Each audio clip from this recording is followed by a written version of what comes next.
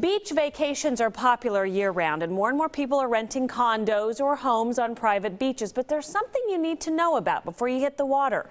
KSHB is here with what a local family learned after a tragic experience. A tragic experience indeed, Krista. Sandy Clark witnessed a drowning last week while on vacation. The riptides were too dangerous for swimming, but where they were, they didn't know that until it was too late.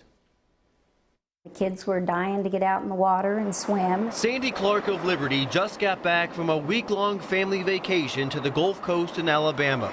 But just hours into their first day down, things got chaotic. And we realized there was a young boy out in the water that couldn't get back in. Strong rip currents had swept the boy away from shore. Several men, including Clark's son-in-law, swam out to help. He managed to get the boy back in, and then the other men had trouble getting back in. Among those struggling was Overland Park father John Hogue. Mr. Hogue was the only one that did not make it back in. He was unconscious when they pulled him out of the water. Hogue was one of 5 people who drowned last week along the Gulf Coast. And the greatest concern for Clark was that she had no idea the conditions were that bad. All of the public beaches were closed, and they wouldn't let anybody in the water on a public beach. But since this was a private beach, there were no flags, there was no lifeguard. She later learned she could check conditions online, something she feels every vacationer needs to know. People from the Midwest are not used to the ocean, can't tell by looking.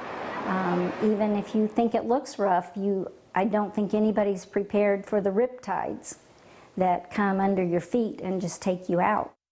Now, whether you're going to a public beach or private beach, it's always best to check the conditions ahead of time, and you can do so online. The National Weather Service has a list that you can check ahead of time, and if you say you're heading to Los Angeles, maybe to Huntington Beach or Newport Beach, or this one actually went to Honolulu here. I think it's going to load up, but you can head to Los Angeles there. But this is where you can check all your different beach conditions here. Atlantic, Pacific Coast, Gulf Coast, and you can see what the current is like there and make sure your family's safe before you enter the water. Sayed Shabir, 41 Action News.